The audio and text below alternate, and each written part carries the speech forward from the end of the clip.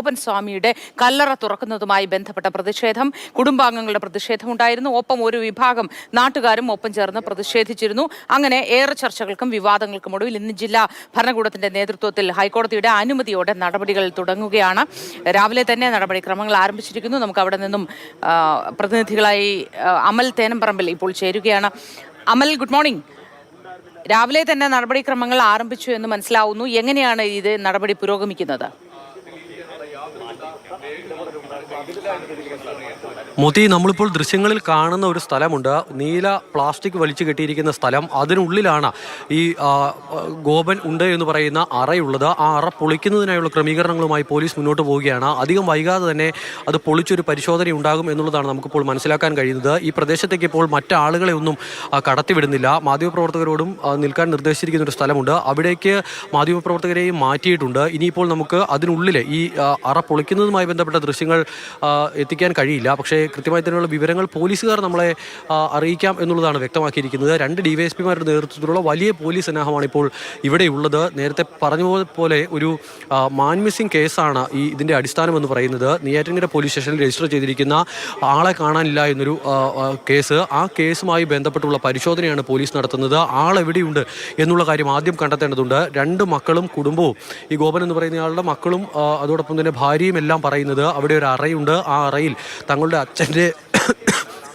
അച്ഛൻ്റെ താല്പര്യപ്രകാരം, അച്ഛൻ്റെ ഇഷ്ടപ്രകാരം അവിടെ സമാധി ഇരിക്കുകയാണ് എന്നുള്ളതാണ് ഇവർ പറയുന്നത്. അതിനുശേഷം അച്ഛനെ സമാധി ഇരുത്തിയ ശേഷം സുഗന്ധദ്രവ്യങ്ങളെല്ലാം അതിലേക്ക് നിക്ഷേപിച്ച ശേഷം ആ അറ മൂടി എന്നുള്ളതാണ് പറയുന്നത്. 9-ാം തീയതി നടന്ന സംഭവം. വലിയൊരു പ്രതിഷേധം അവിടെ ഉണ്ടാവുമെന്ന് ജില്ലാ ഭരണകൂടത്തിന് ഒരു കണക്കുകൂട്ടൽ ഉണ്ടായിരുന്നു നേരത്തെ തന്നെ. അതുകൊണ്ട് വലിയ സന്നാഹങ്ങൾ ഇന്ന് ഒരുക്കിയിട്ടും ഉണ്ടാകും. നേരത്തെ തന്നെ ആ കാര്യങ്ങൾ അറിയിച്ചിരുന്നല്ലോ അമൽ. മാത്രമല്ല, മറ്റൊരു കാര്യം ചോദിക്കാനുള്ളത്, ഇവർ കോടതിയെ സമീപിച്ചിരുന്നു, ഹൈക്കോടതിയെ സമീപിച്ചിരുന്നു കുടുംബം. അതേ തുടർന്ന് എങ്ങനെയാണ് ഈ കോടതി ഇടപെടലിലൂടെ ഇന്നിപ്പോൾ ഈ കല്ലറ തുറക്കാനുള്ള ഒരു കാര്യങ്ങൾ സാധ്യമായത്?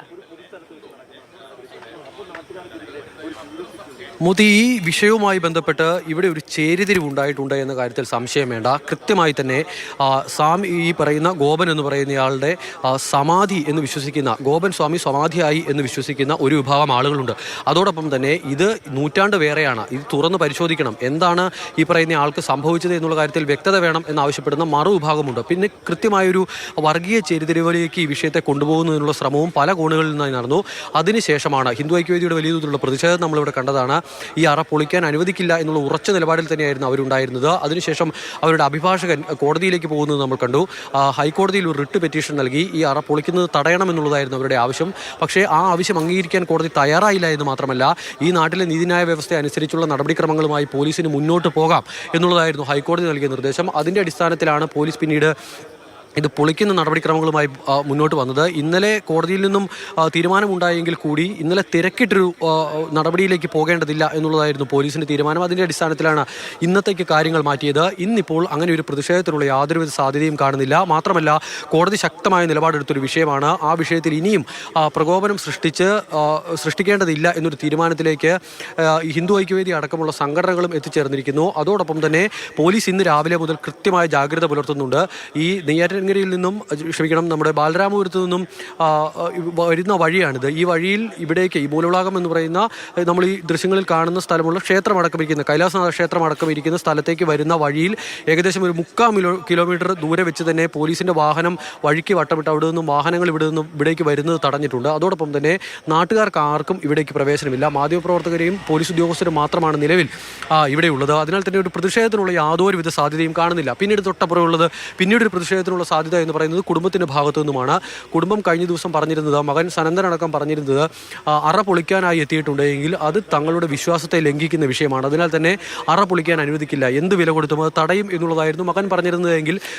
കോടതി നിർദ്ദേശത്തെ തുടർന്ന് ഈ ജില്ലാ ഭരണകൂടത്തിന്റെ നടപടികളോട് കുടുംബം പൂർണ്ണമായി യോജിക്കുകയല്ലേ ചെയ്യുന്നത്? കുടുംബം മാത്രമല്ല, ഹിന്ദു ഐക്യവേദി അടക്കമുള്ള സാമുദായിക സംഘടനകളും ഒക്കെ പൂർണ്ണമായും യോജിക്കുന്ന കാഴ്ചയല്ലേ നമുക്കവിടെ കാണാനാവുന്നത്? നിലവിൽ കുടുംബത്തിന്റെ ഭാഗത്തു നിന്നും എന്ത് തരത്തിലുള്ള നീക്കമുണ്ടാകുമെന്നുള്ളത് കണ്ടറിയേണ്ടിയിരിക്കുന്നു. കാരണം അവരുടെ ഭാഗത്തു നിന്നും ഉണ്ടാകുന്ന പ്രതികരണങ്ങൾ, പ്രതിഷേധങ്ങളെല്ലാം അപ്രതീക്ഷിതമായിരുന്നു കഴിഞ്ഞ ദിവസങ്ങളിലെല്ലാം. അതിൻ്റെ ഒരു തനിയാവർത്തനം ഉണ്ടാകുമോ എന്നൊരു പ്രശ്നം നിലനിൽക്കുന്നുണ്ട്.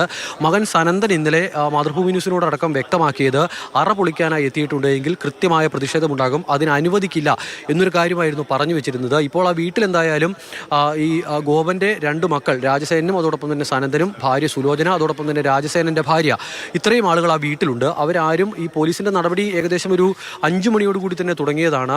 അവിടേക്ക് ഈ പോസ്റ്റ്മോർട്ടം നടപടികൾക്കായുള്ള അല്ലെങ്കിൽ അറ പൊളിക്കുന്നതിനായുള്ള ക്രമീകരണങ്ങൾ ഒരുക്കാൻ അവർ കുറേ സമയം മുമ്പ് തന്നെ അതിൻ്റെ കാര്യങ്ങളും മറ്റുമൊക്കെ നോക്കിയിരുന്നു. അങ്ങനെ പോലീസ് ഉദ്യോഗസ്ഥർ രാവിലെ മുതൽ തന്നെ അവരുടെ വീടിന് മുറ്റത്തുണ്ടായിരുന്നു.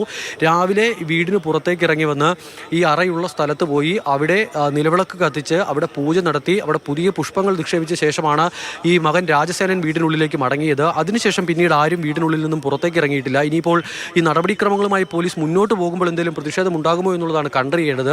കഴിഞ്ഞ ദിവസങ്ങളിൽ കിട്ടിയ ഒരു പിന്തുണ, ഈ ഇവിടെ കൂടിയ ആളുകളുടെ ഭാഗത്തു നിന്നും കിട്ടിയ ഒരു പിന്തുണയുണ്ട്. ആ പിന്തുണ കൂടി ഒരു പ്രധാന ഘടകമായിരുന്നു ഈ സനന്ദനടക്കം അല്ലെങ്കിൽ ഈ കുടുംബത്തിൻ്റെ അടക്കം പ്രതിഷേധത്തിലേക്ക് അവരെ നയിച്ചത്. പക്ഷേ ഇപ്പോൾ അങ്ങനെ ഒരു പിന്തുണ ലഭിക്കുന്നില്ല. പോലീസുകാരും ആ കുടുംബവും മാധ്യമപ്രവർത്തകരും മാത്രമാണ് ഇവിടെ ഉള്ളത്. അതിനാൽ തന്നെ പോലീസിന് നടപടിക്രമങ്ങൾ കാര്യമായ പ്രശ്നങ്ങളില്ലാതെ പൂർത്തിയാക്കാൻ കഴിയും എന്നുള്ളതാണ് പ്രതീക്ഷിക്കുന്നത്. അല്പസമയത്തിനകം തന്നെ അറ തുറന്നുള്ള പരിശോധനയുണ്ടാകും. അതിനുള്ള ക്രമീകരണങ്ങളുമായി പോലീസ് മുന്നോട്ട് പോവുകയാണ്.